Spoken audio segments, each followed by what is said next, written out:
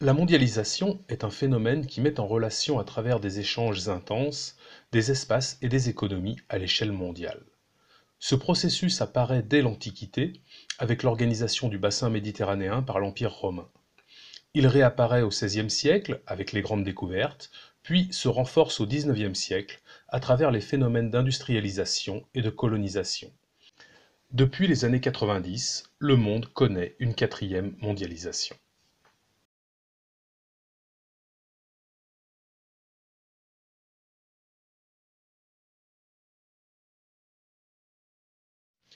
Les États capitalistes occidentaux sont les premiers acteurs de cette mondialisation.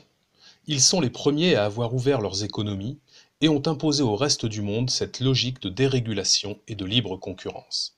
Dans ce cadre, les taxes douanières diminuent, voire disparaissent. Marchandises, capitaux et services circulent plus facilement. C'est le phénomène de globalisation. Les marchés deviennent mondiaux.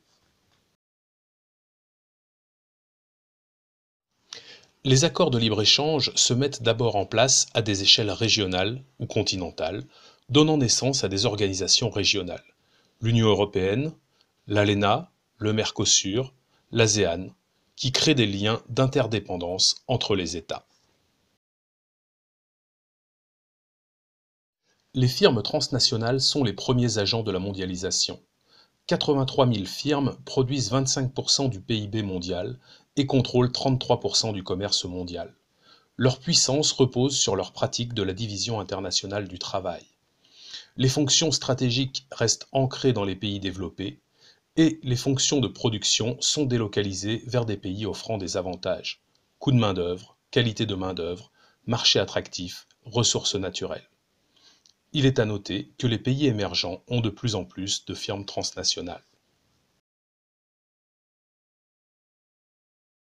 La mondialisation provoque une croissance spectaculaire des flux de capitaux, de marchandises, de services et d'informations.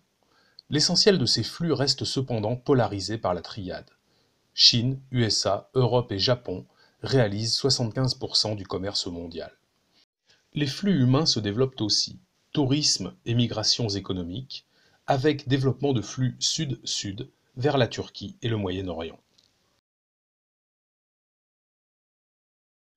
La croissance des échanges a généré une modernisation des infrastructures de transport. La conteneurisation et la spécialisation des navires ont permis une hausse de 120% en 30 ans des tonnages transportés. Le réseau aérien se structure autour de grands hubs facilitant le transport et la redistribution des hommes et marchandises de valeur.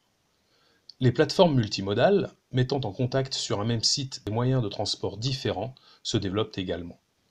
Le développement des télécommunications et du numérique a favorisé les échanges immatériels qui peuvent désormais être instantanés. Le monde est donc aujourd'hui composé de réseaux très complexes, organisés par des nœuds incontournables. Les ports, les aéroports, les serveurs Internet, les grands centres urbains.